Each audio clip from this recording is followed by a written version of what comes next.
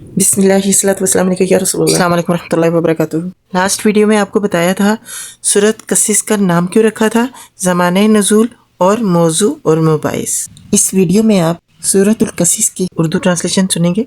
औज़ु बिल्लाहि मिनश शैतानिर रजीम, बिस्मिल्लाहिर रहमानिर रहीम। सूरतुल कसीस मक्की है और आयात इसकी 88 है और रुकू 9 है, पारा 20 है। अब तक आप 27 सूरतें कुरान पाक की सुन चुके हैं और अब ये 28 सूरत है सूरतुल कसीस। त्वासीम मीम तिल्का आयातुल किताबिल मुबीन नतलू अलैका मिन नबाइ मूसा व फिरौना बिल हक़्क़ि लिक़ौमिन युमिनून। अल्लाह ताला के नाम से शुरू करती हूँ जो बड़ा मेहरबान नहायत रहम करने वाला है। त्वासीम मीम, ये किताब मुबीन की आयात हैं। हम मूसा अलैहिस्सलाम और फिरौन का कुछ हाल ठीक ठीक तुम्हें सुनाते हैं, ऐसे लोगों के फ़ायदे के लिए जो ईमान लाएं। वाक़या यह है कि फिरौन ने ज़मीन में सरकशी की और इसके बशिंदों को ग्रोहों में तकसीम कर दिया। इनमें से एक ग्रोह को वो जलील करता था, इसके लड़कों को कत्ल करता और इसकी लड़कियों को जीता रहने देता था। फिलवाक़या वो मुफसिद लोगों में से था और हम ये इरादा रखते थे कि मेहरबानी करें इन लोगों पर जो ज़मीन पर जलील करके रखे गए थे और इन्हें पेशवा बना दें और इन्हीं को वारिस बनाएं और ज़मीन में इनको इक़्तिदार बख्शें और इनसे फिरौन हमान और इनके लश्करों को वही कुछ दिखला दें जिनका इन्हें डर था। हमने मूसा अलैहिस्सलाम की माँ को इशारा किया कि इसको दूध पिला, फिर जब तुझे इसकी जान का खतरा हो तो इसे दरिया में डाल दे और कुछ खौफ और गम ना कर। हम इसे तेरे पास ले आएंगे और इसको पैगंबरों में शामिल करेंगे। आखिरकार फिरौन के घर वालों ने इसे दरिया से निकाल लिया ताकि वो इनका दुश्मन और इनके लिए सबब रंज बने। वाकई फिरौन और हामान और इनके लश्कर अपनी तदबीर में बड़े गलत कार थे। फिरौन की बीवी ने इससे कहा, ये मेरे और तेरे लिए आंखों की ठंडक है, इसे कत्ल ना करो, क्या अजब कि ये हमारे लिए मुफीद साबित हो या हम इसे बेटा ही बना लें। और वो अंजाम से बेखबर थे। उधर मूसा अलैहिस्सलाम की माँ का दिल उड़ा जा रहा था।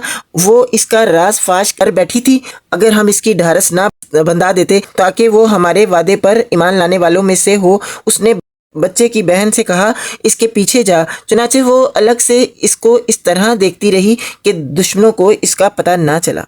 और हमने बच्चे पर पहले ही दूध पिलाने वालियों की छातियां हराम कर रखी थी। ये हालत देखकर उस लड़की ने उनसे कहा, मैं तुम्हें ऐसे घर का पता बताऊं जिसके लोग इसकी परवरिश का जिम्मा लें और खैर ख्वाही के साथ इसे रखें।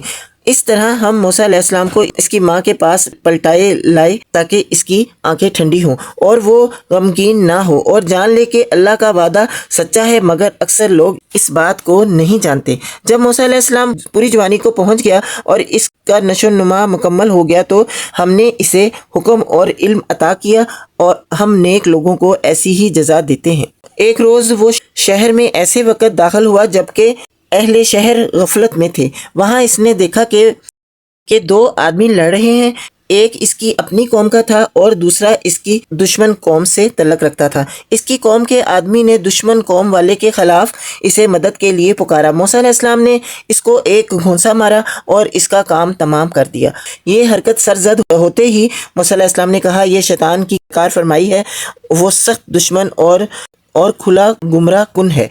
फिर वो कहने लगा, ए मेरे रब, मैंने अपने नफ्स पर जुल्म कर डाला, मेरी मग़फ़िरत फरमा दी। चुनाचे अल्लाह ने इसकी मग़फ़िरत फरमा दी, वो गफूरुर रहीम है।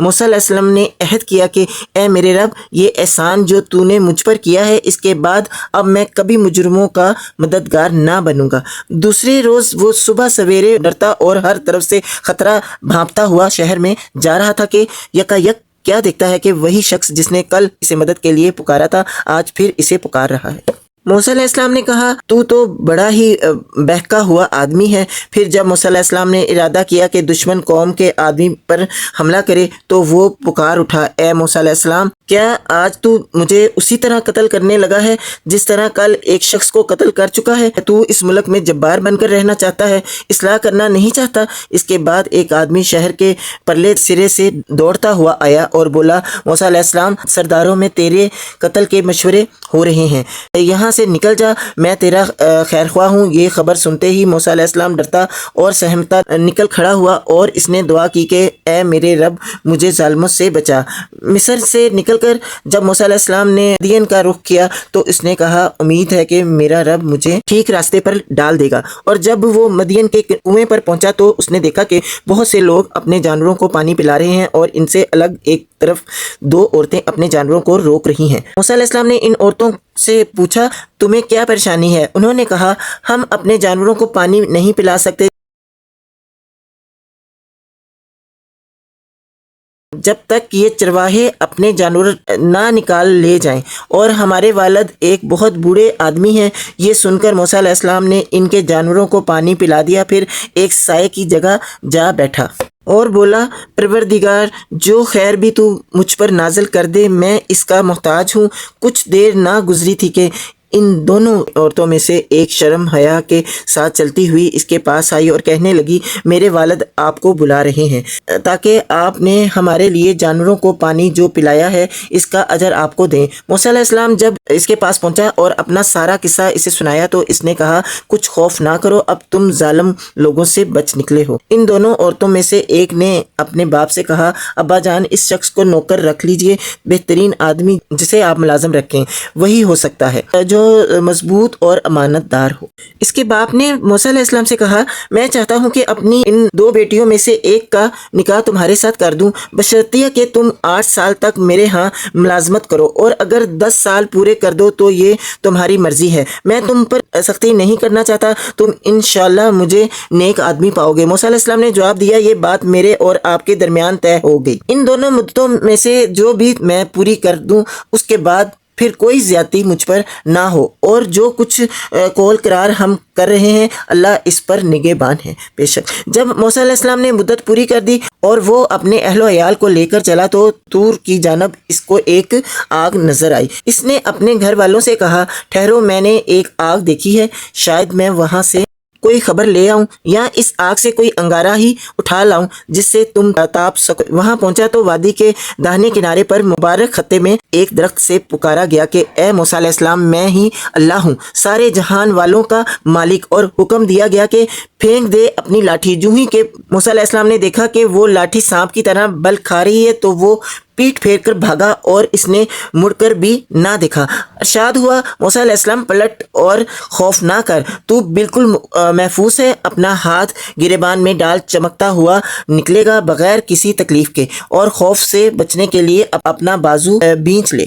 یہ 2 روشن نشانیاں ہیں تیرے رب کی طرف سے فرعون اور اس کے درباروں کے سامنے پیش کرنے کے لیے، وہ بڑے نافرمان لوگ ہیں۔ موسیٰ علیہ السلام نے عرض کیا میرے آقا میں تو ان کا ایک آدمی قتل کر چکا ہوں، ڈرتا ہوں کہ وہ مجھے مار ڈالیں گے، اور میرا بھائی ہارون علیہ السلام مجھ سے زیادہ زبان آور ہے، اور اسے میرے ساتھ مددگار کے طور پر بھیج تاکہ وہ میری اطاعت کرے، مجھے اندیشہ ہے کہ وہ لوگ مجھے جٹلائیں گے۔ فرمایا ہم تیرے بھائی کے ذریعے سے تیرا ہاتھ مضبوط کریں گے اور تم دونوں کو ایسی قوت بخشیں گے کہ وہ تمہارا کچھ نہ بگاڑ سکیں گے، ہماری نشانیوں کے زور سے غلبہ تمہارا اور تمہارے پیروں کا ہی ہوگا۔ پھر جب موسیٰ علیہ السلام ان لوگوں کے پاس ہماری کھلی کھلی نشانیاں لے کر پہنچا تو انہوں نے کہا کہ یہ کچھ نہیں ہے مگر بناوٹی جادو، اور یہ باتیں تو ہم نے اپنے باپ دادا کے زمانے میں کبھی سنی ہی نہیں۔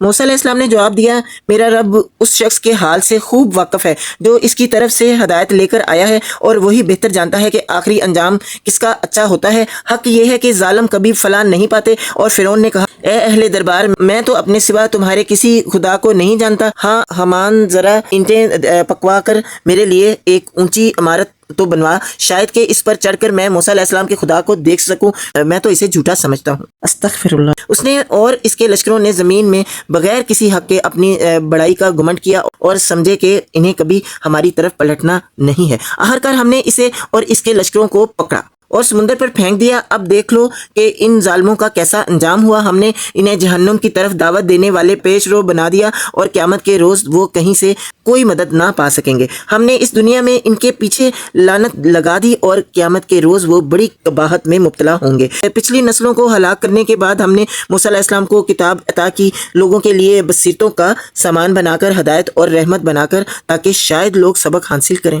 اے محمد صلی اللہ علیہ وآلہ وسلم تم اس وقت مغربی گوشے میں موجود نہ تھے جب ہم نے موسیٰ علیہ السلام کو یہ فرمان شرائط عطا کیا، اور نہ تم شاہدین میں شامل تھے، بلکہ اس کے بعد تمہارے زمانے تک ہم بہت سی نسلیں اٹھا چکے ہیں اور ان پر بہت زمانہ گزر چکا.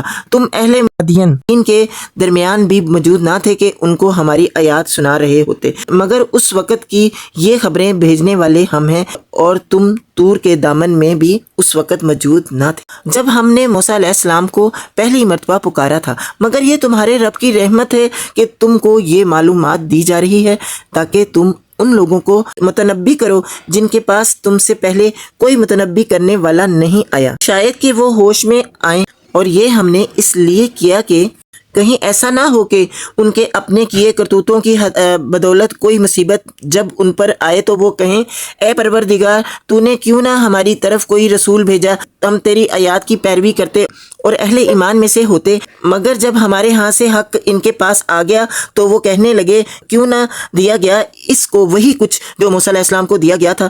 کیا یہ لوگ اس کا انکار نہیں کر چکے جو اس سے پہلے موسیٰ علیہ السلام کو دیا گیا تھا؟ انہوں نے کہا دونوں جادو ہیں جو ایک دوسرے کی مدد کرتے ہیں، اور کہا ہم کسی کو نہیں مانتے. اے نبی صلی اللہ علیہ وآلہ وسلم ان سے کہو اچھا تو لاؤ اللہ کی طرف سے کوئی کتاب جو ان دونوں سے زیادہ ہدایت بخشنے والی ہو، اگر تم سچے ہو میں اسی کی پیروی اختیار کروں گا. اب اگر وہ تمہارا یہ مطالبہ پورا نہیں کرتے تو سمجھ لو کہ دراصل یہ اپنی خواہشات کے پیروں ہیں، اور اس شخص سے بڑھ کر کون گمراہ ہوگا جو خدائی ہدایت کے بغیر بس اپنی خواہشات کی پیروی کرے. اللہ ایسے ظالموں کو ہرگز ہدایت نہیں بخشتا، اور نصیحت کی بات پہ در پہ ہم انہیں پہنچا چکے ہیں تاکہ وہ غفلت سے بیدار ہوں. نیکسٹ ویڈیو میں یہیں سے کنٹینیو کروں گی. اپنا بہت خیال رکھیں، مجھے دعا میں یاد رکھیں. اللہ حافظ.